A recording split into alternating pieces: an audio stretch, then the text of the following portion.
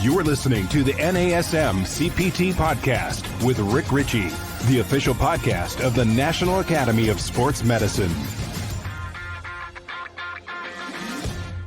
Hey, y'all, and welcome to the NASM CPT Podcast. My name is Rick Ritchie, and we've been on a journey together. For the past several weeks, we've gone through the CPT-7 product, the Certified Personal Trainer Study course. We've done an overview of it. We've created basically a podcast version of a study guide to help you as you go through your study process. There have been a lot of things that we've hit, but now we need to make sure that we have a very clear understanding of what some of the requirements are. So this is a CPT exam prep for the CPT-7. And what that means, so many of the other things that we've talked about as you've studied for the NASM CPT-7, if you're already a certified personal trainer, then you benefited from listening to that, learning and relearning and reacquainting yourself with content, getting nice little reminders about some of the things that you studied when you're on your CPT course. But this one, if you're already certified, you really don't need to listen to this episode because this is about the setup and preparation for those of you who are trying to take your exam. I know doing setups and preps for exams, getting an idea of what it's like to register, what you need for registration, all of that kind of stuff, what to expect on the exam. Reading that can sometimes just be really challenging, and sometimes it can be overwhelming.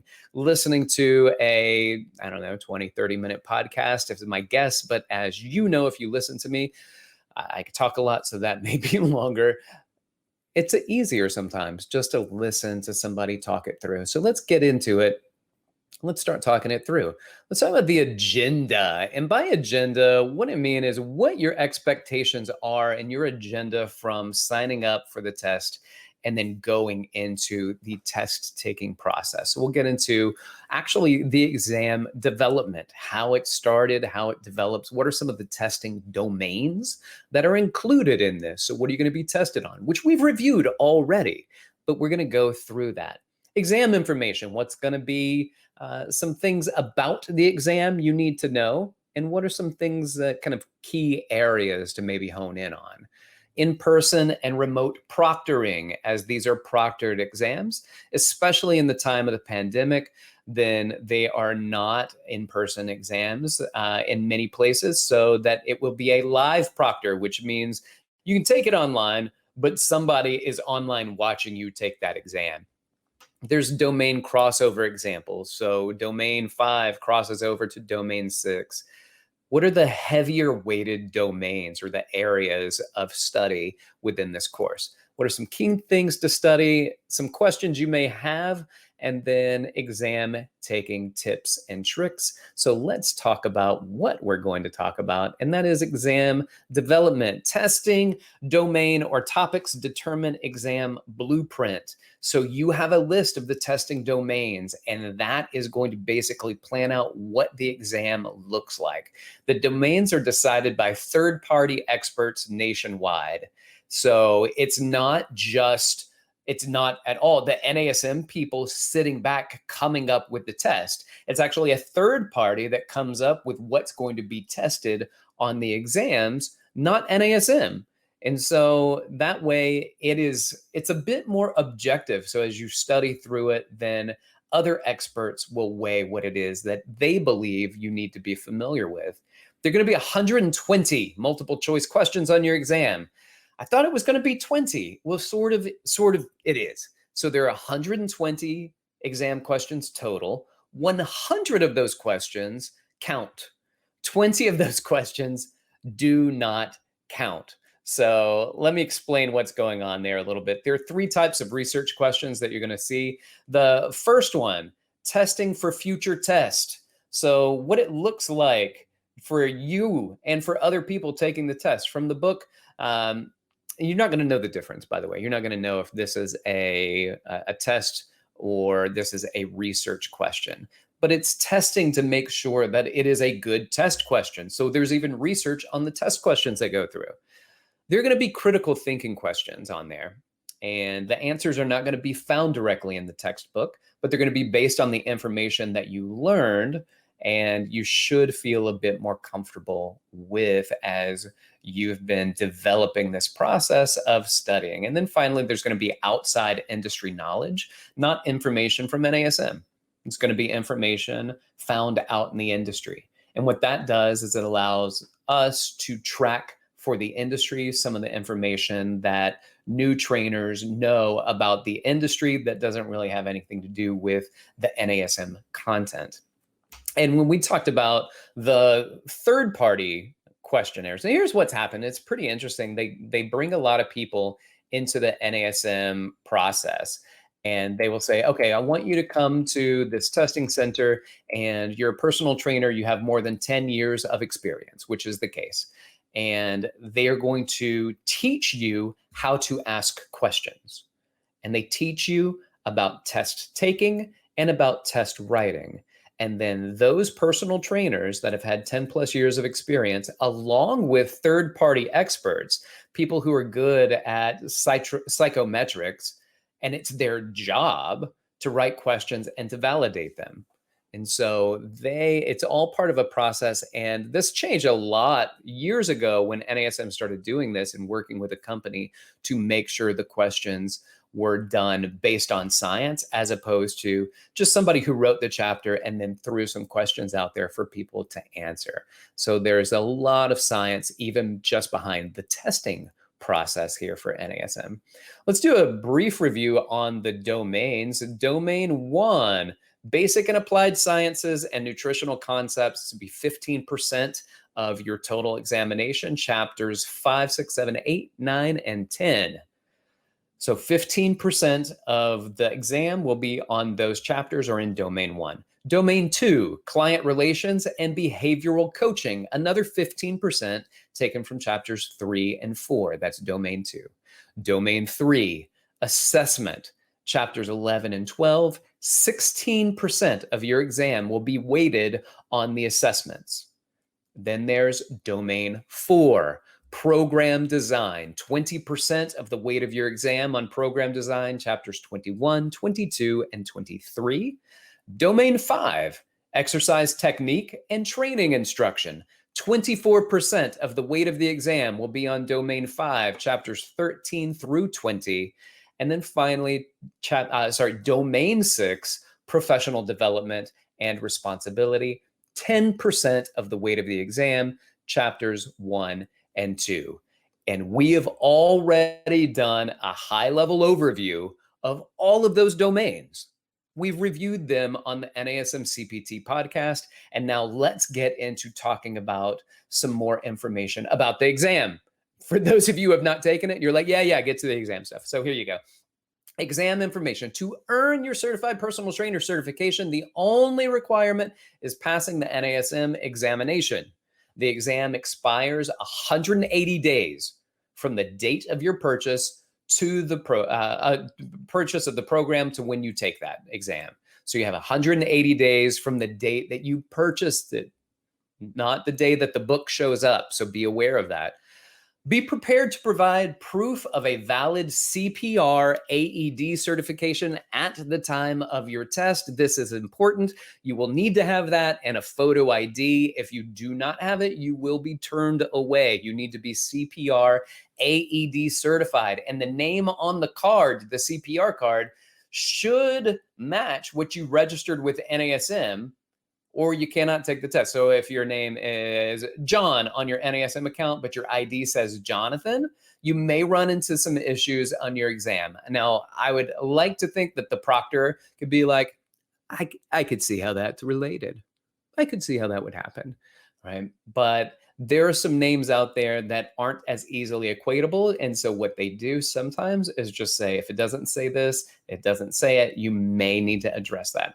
Because PSI, which is the testing company, has their own set of rules. They have their own set of guidelines, and to make sure that you review those guidelines before your exam date. For example, PSI locations do not allow baggy clothing or water bottles in the testing center. So you come up in with baggy clothes, then they may ask you to change clothes, or they may not allow you in for that exam. So just be aware of it. Review the rules before going in. So make sure you complete your CPR AED well ahead of time so that you get your card and you're there, and then review any of those rules from PSI at the testing center prior to the date of your exam.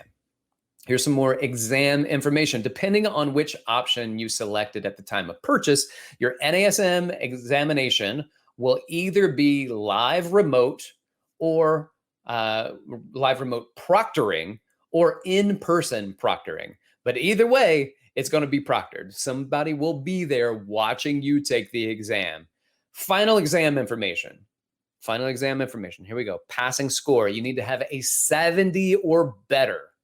You need to have a 70 or better. That's a scaled score, 70 or better. The format, it's computer-based. You're going to be taking it on a computer. There are 120 multiple choice questions. As we talked about, 20 of those are industry review questions, and the other 100 questions are the actual countable questions that go in your exam. You have 2 hours.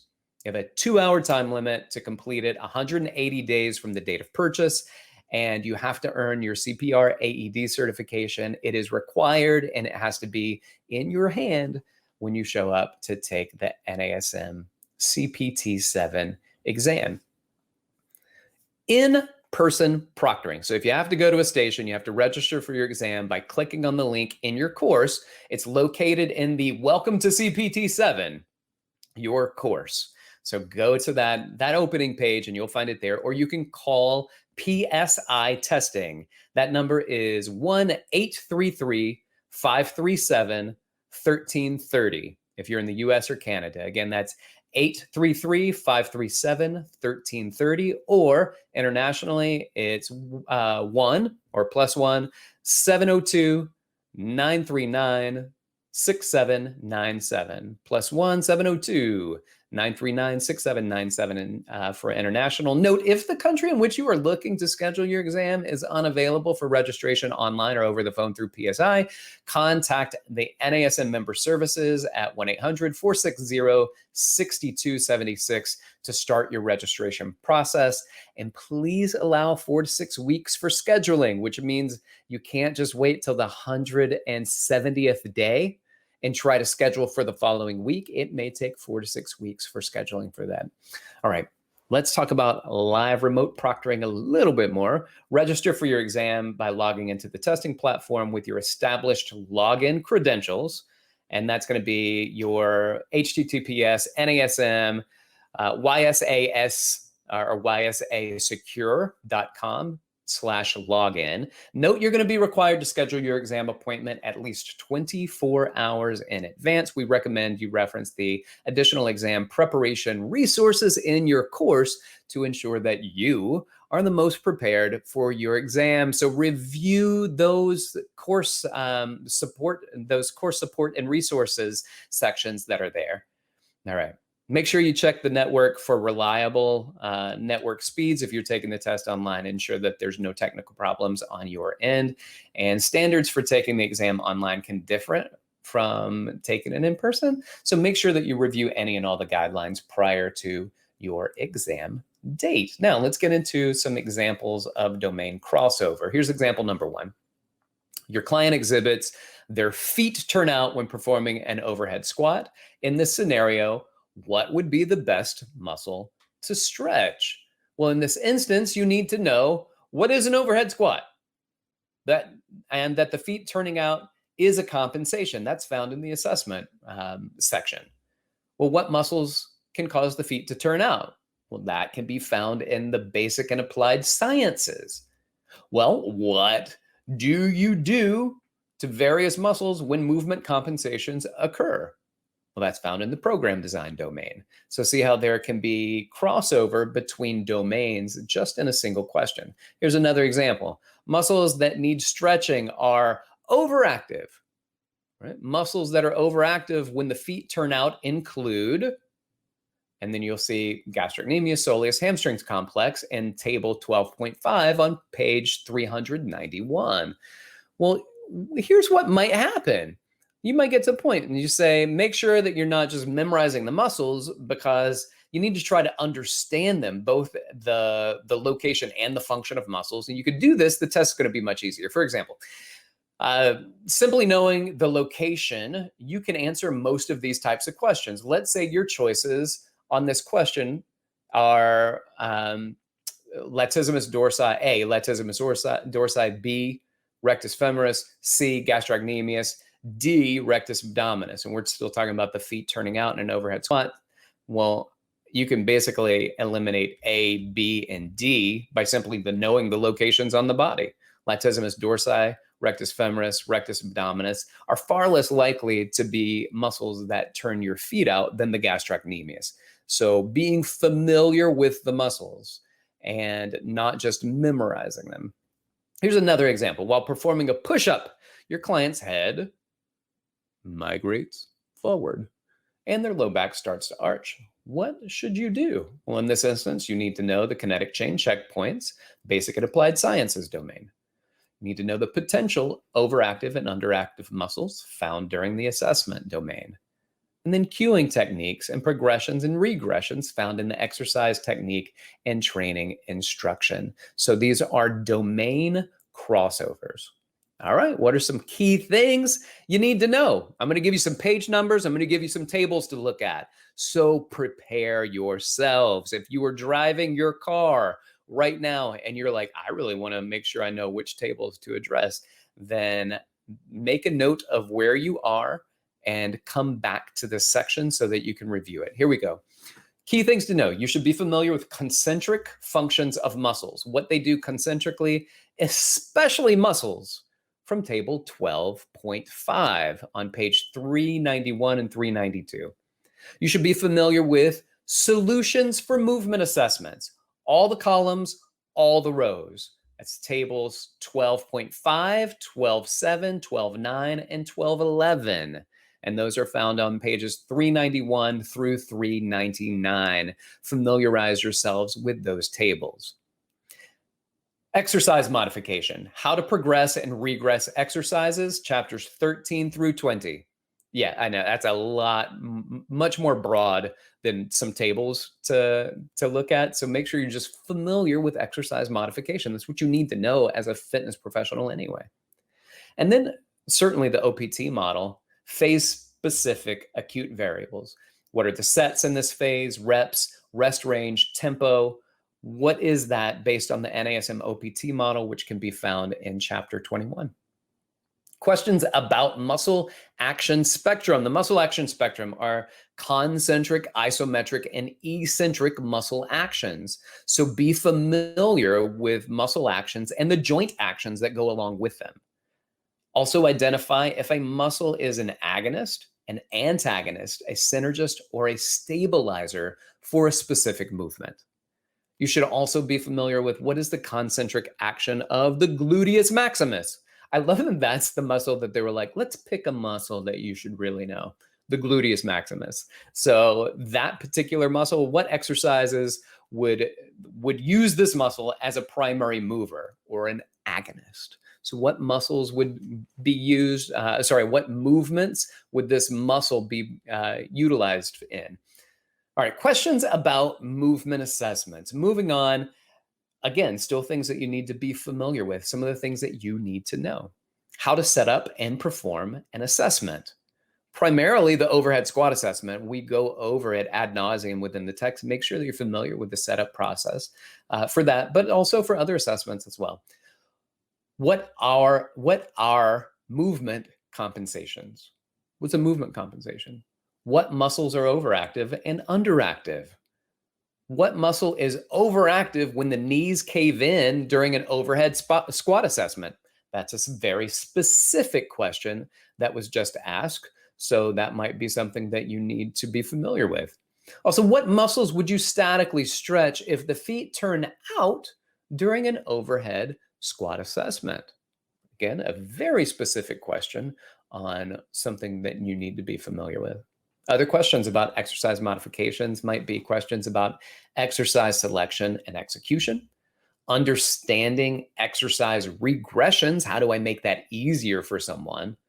And then understanding exercise progressions. How do I make it more challenging or more difficult? That can be found in page 528 for core training, 554 and 555 for balance training, 578, 579 for plyometric training, and pages 636 through 638 for resistance training. Now, questions about the OPT model and the acute variables. How can you more easily memorize acute variables? Those are things that you want to be familiar with and try to figure out ways that you can better feel more comfortable and competent with the acute variables in the NASM OPT model. Why are certain acute variables applied where they are? So knowing why it's done the way that it's done. And then how many sets would you perform of a bench press in phase 4 maximal strength, as an example? But you would want to familiarize yourself with what that might look like in any phase of the OPT model as you try to remember and understand the acute variables. All right. Sometimes you just want to know what else I need to know on the test. I get this question a lot, and it's hard to answer that. It's hard to answer it when I get a message saying, and I get them, you guys are awesome. You reach out on Instagram. Sometimes I get an email from you, but mostly DMs, and you let me know you have an upcoming test. And I love that. And then you ask questions like, what do I need to be aware of that are on the exam? And I'm going to say on August 9, 2021, I did a podcast on it. So, and then for about 2 months before that, far more in depth than I could actually provide in a response DM, where usually it's a pep talk where I'm going, you're doing great. You did a lot of studying, do your practice exams, make sure that you're familiar with the domains and you feel comfortable and competent in that, you'll do well on the test. So here's just a lot more information that I can provide than a DM on Instagram. All right, let me review some test taking tips for you, and we will close out this particular session. So here we go with test taking tips. You've probably heard it before, but go with your first instinct on questions. Try not to overthink those answers, right? Go with the gut instinct and look at other answers to help you verify that you've done the correct one. Now, I've done this in tests many times where I get later on in the test and I'm like, oh my goodness, that just answered the question for number 13. I got to go back to number 13 and fix the answer on that. So be aware of the test as you're going through it because it may answer some questions for you. All right, focus on selecting the best possible answer, because some of the questions you'll look at and you'll say, these are two answers and I can make these make sense that both of these are correct. Maybe, but choose the best answer. Choose the best possible answer. And if you're not sure, make sure you flag the question so that you can return to it later if you either have no idea, if you've guessed, or if you're like, I'm a little unsure, I feel okay about it, but just in case, I'm going to flag that and then answer the questions you know first and return back to those flagged questions after you've gone through everything else and then select the best answer. And don't panic if it's become like the question's overly complex. It might just be a research question. So don't worry about that. Make sure that you're not just only identifying the correct answers. Try to identify why the others are also incorrect. And that sometimes is easier for me because I can at least say, well, I know A is out and I know C is out. So it's somewhere between B and D. And all I have to do now is select the best answer of those two. So also don't get distracted by stories. They're going to be stories like in 1981, and a great ice hockey game was played and the player exhibited feet turnout during the story about the hockey player has nothing to do with really what we're asking the question about. So don't get caught up in the stories. Flag questions, return to them. Be sure to review your rapid reviews on your study guide. So be sure to review those rapid reviews and they're on your study guide. Here we go. I'm going to give you 10 takeaways, 10 key points, and then we're going to wrap it up. 10 key points. Number 1, schedule to take your exam. Number 2, obtain your CPR AED prior to taking the exam. Number 3, use the study guides. They're located in the course and they're going to help you prepare for the exam. Use those study guides. Number 4, understand how questions can use more than one domain to derive an answer, which we've reviewed. Number 5, know the overactive and underactive muscles and their concentric action. Number 6, understand how to progress and regress exercises. Number 7, understand how to categorize and cue exercises. Number 8, know the acute variables for each phase in the NASM OPT model. Number 9, trust your instincts on the exam and don't overthink the questions. And number 10, answer all the questions you know first and use the remaining time to review any of the questions that you flagged. All right. With that being said, I wish you the best of luck, not just on your exam, but in your study process. And don't be upset if you end up not passing the exam. It's okay. It's not a character flaw. It is something that you've made a task, you've made a run at. And again, when we talk about learning from failures, then you've taken the test. You feel more comfortable. You know what the test is. You know the questions that it asks. It won't be the same test when you go back into it, but at least you're familiar with the process and how it works, and maybe some of the domains that you need to brush up on. So don't worry about failing, but be very focused on learning, not just passing the test. With that said, I wish you the best of luck in your studies, and I hope that this helps to develop you further, and if not further, then start the process of developing you as a lifelong learner and realizing that learning is a joy, especially if you have purpose behind it. And I love that you chose fitness as your purpose. Thank you so much. I appreciate y'all being here. If you have questions for me, feel free to reach out on Instagram at dr.rickritchie on IG. And then you can hit me up on Instagram, rick.ritchie@nasm.org. This has been the NASM CPT Podcast.